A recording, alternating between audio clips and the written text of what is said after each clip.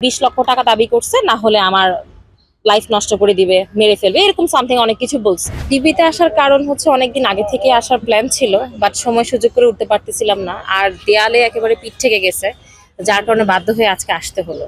আসলে অনেক বছর ধরে আমার ফেসবুক পেজ, যেটা ফুডাপ্পি নাম, 15,70,000 ফলোয়ার, সেই পেজে কিন্তু কন্টিনিউয়াসলি ফেক কপিরাইট স্ট্রাইক দিচ্ছে। তো যার কারণে আমি স্মুথলি কাজ করতে পারতেছি না, ঠিকভাবে ভিডিও দেওয়া, ইমেজ দেওয়া বা কোনো কিছু শেয়ার করা, কোনো কিছু করতে পারতেছি না। তো স্ট্রাইক দিতে দিতে এমন একটা অবস্থা হয়েছে যে আমার পেজটা এখন ফেসবুক থেকে ডিসেবল করে দিছে। তো কারা করতেছে, কেন করতেছে, সেটা সন্ধান করার জন্য, সেই সাথে হচ্ছে আমার পেজটা যেন ঠিকঠাক মতন চলে আসে, সেই কারণে মূলত আজকে ডিবিতে চলে আসে। ডিবি থেকে কি আশ্বাস দিয়েছে? আমাকে বলছে যে আমি যে ইনফরমেশনগুলো তাদেরকে দিয়েছি, যেমন হচ্ছে যে নাম্বার থেকে আমার সাথে কন্ট্যাক্ট করা হয়েছে বা যেই আইপি অ্যাড্রেস থেকে কন্ট্যাক্ট করা হয়েছে, সেগুলো আমি সবকিছু তাদেরকে প্রোভাইড করছি। এখন ডিবি থেকে বলা হয়েছে যে কে করতেছে বা কারা করতেছে সেটা মানে বের করে দেওয়ার চেষ্টা করবে, এটা বলছে। আর সেই সাথে যে আমার ফেসবুক পেজটা, সেইটা ফিরে আনার ব্যবস্থা করবে, এটাই আর কি বললো। আপনি কাউকে সন্দেহ করছেন কি? হ্যাঁ, আসলে সন্দেহ আমি কাউকে করতেছি না, বিকজ আমার তো কারোর সাথে মানে পার্সোনালি কারোর সাথে আমার কোনো দুশ্মনী নাই, বা কাউকে আমি চিনিও না। আমি খুবই সিম্পল একটা মানুষ, খুব সিম্পল লাইফ লিড করি। সো আমার ওরকম কোনো শত্রু নাই। এখন আমি জানি না যে কারা এরকম করতেছে, আর বিষয়টা এরকমও না যে বাংলাদেশের মধ্যে আমি একমাত্র কন্টেন্ট ক্রিয়েটার যার পেজ হচ্ছে এরকম চলে গেছে, এবং যে কিনা পেজের মধ্যে এভাবে কন্টিনিউয়াসলি ফেক কপিরাইট স্ট্রাইক খাচ্ছে। আমার মতো আরো অনেকে এরকম মানে ভিকটিম, যে পেজের এরকম কপিরাইটের কারণে পেজ চলে যাওয়া, বা অন্যান্য যে কোনো বাগের কারণে হোক, অন্য কোনো অসুবিধার কারণে হোক, এরকম পেজ চলে যাওয়া, এই ধরনের সমস্যাগুলো ফেস করতেছে। দেখেন, আমরা যে কন্টেন্ট ক্রিয়েটাররা কন্টেন্ট বানাচ্ছি, কন্টেন্ট বানানোর পাশাপাশি কিন্তু হচ্ছে আমাদেরকে কিন্তু কাউকে বলতে হয় না, যে কেউ কিন্তু আমাদেরকে এসে বলে না যে তোমরা মানবতার কাজ করো বা ভালো কাজ করো, মানুষের পাশে দাঁড়াও। আমরা কিন্তু কন্টেন্টের পারপাসে হোক, নিজেদের মন থেকে হোক, আমরা কিন্তু সবসময় চেষ্টা করি মানুষের পাশে দাঁড়ানো, মানবতার কাজ করা।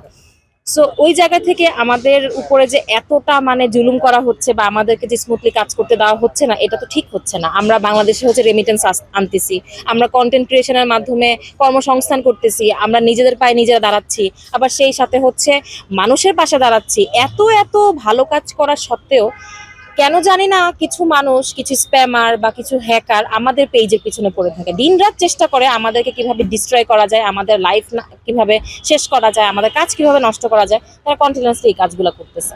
আপনি বলেছেন একটা পেজ এবং একটা আইডি থেকে আপনাকে মেসেজ দিয়েছিল, আসলে কি টাইপের মেসেজ দিয়েছে এবং কত টাকা আপনার কাছ থেকে চেয়েছে? কিছুদিন আগে, অর্থাৎ ফেব্রুয়ারির 25 তারিখে আমার জিমেইলে একটা মেইল আসে যে 20 লক্ষ টাকা দাবি করছে, না হলে আমার লাইফ নষ্ট করে দিবে, মেরে ফেলবে, এরকম সামথিং অনেক কিছু বলছে।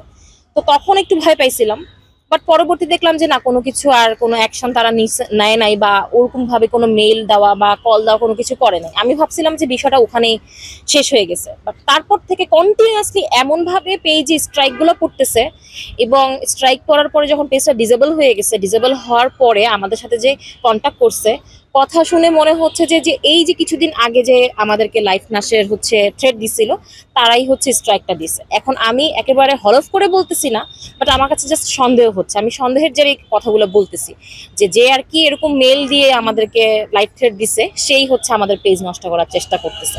আর তারা আর কি টাকা পয়সা চায়, একবার 2.5 লাখ টাকা চায়, কখনো 20 লাখ টাকা চায়, কখনো 1 লাখ টাকা চায়। টাকাটা এখানে ফ্যাক্ট না, ফ্যাক্টটা হচ্ছে যে তারা স্ট্রাইকটা কেন দিবে, কিভাবে দিবে, ফেসবুকের বাগের কারণে তো দিচ্ছে, তাই না?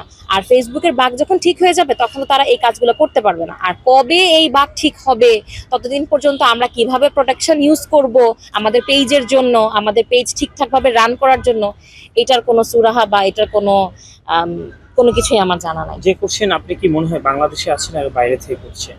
আপনি বলেছেন আপনি যে কোনো একটা কোনো কিছু করতে গেলে সে জেনে যাচ্ছে, আসলে আপনি কি মনে করছেন এটাকে? আসলে সত্যি কথা বলতে, আজ পর্যন্ত গত 2 বছরে আমাদের ফেসবুকে কিন্তু মানে আমাদের পেজে কন্টিনিউয়াসলি রিপোর্ট দেওয়া হচ্ছে, হ্যাঁ, ফেক কপিরাইটগুলো দেওয়া হচ্ছে। আমরা আজ পর্যন্ত কিন্তু কখনো কাউকে দিয়ে কোনো কিছু ঠিক করাই নাই, বা কাউকে কোনো টাকা পয়সা দিয়ে আমাদের কপিরাইটগুলো ঠিক করি নাই, আমরা নিজেদের কাজ নিজেরাই করছি। তো এখন আপনি যেটা বললেন সেটা হচ্ছে, এখন আর কি আমাদের পেজটা ডিসেবল হয়ে যাওয়ার পরে কিছু মানুষ তারা আমাদের ভালো চেয়ে আমাদের সাথে যোগাযোগ করছে যে আপু আমাকে কাজটা দেন, আমি আপনাদের পেজটা ঠিক করে দেওয়ার ব্যবস্থা করতেছি বা পেজ ফিরে আনার ব্যবস্থা করতেছি। তো তারা যে আমাদের সাথে কন্ট্যাক্ট করতেছে, আমরা কিন্তু কাউকেই বলি নাই যে আচ্ছা ঠিক আছে আমি আপনাকে কাজটা দিচ্ছি বা আপনাকে আমি এত টাকা দিব বা আপনাকে আমি পেজের অ্যাক্সেস দিচ্ছি বা ইনফরমেশন দিচ্ছি, আপনি আমার পেজ ঠিক করে দেন। আমি কিন্তু কাউকে এই কথা বলি নাই, এখন পর্যন্ত বলি নাই, বা কেউ প্রুফও দেখাতে পারবে না যে আমি এই কথাবার্তা বলছি।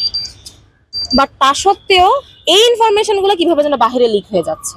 ওই যে স্প্যামার বা ওই যে হ্যাকার, সে আমাকে আবার মেসেজ দিচ্ছে যে আপনি তো অমুকের সাথে যোগাযোগ করছেন, তমুকের সাথে যোগাযোগ করছেন, কোনো লাভ হবে না, হ্যাং হবে না, ত্যাং হবে না, আপনার পেজ যেটা ক্ষতি করার আমরা করবই, এই ধরনের কথাবার্তা বলতেছে। সো আলটিমেটলি আমার কাছে যেটা মনে হয় যে খুব একটা বেশি যে দূরের কেউ বা খুব একটা বেশি যে মানে অচেনা কেউ, ব্যাপারটা এরকম না। এমনও হতে পারে যে এই যে ডিবিতে যারা জব করতেছে বা কাজ করতেছে, আমাদেরকে যারা মানে দেশের জন্য কাজ করতেছে, এদের ছায়াতলে হয়তো বা কেউ একজন, এটা হতে পারে।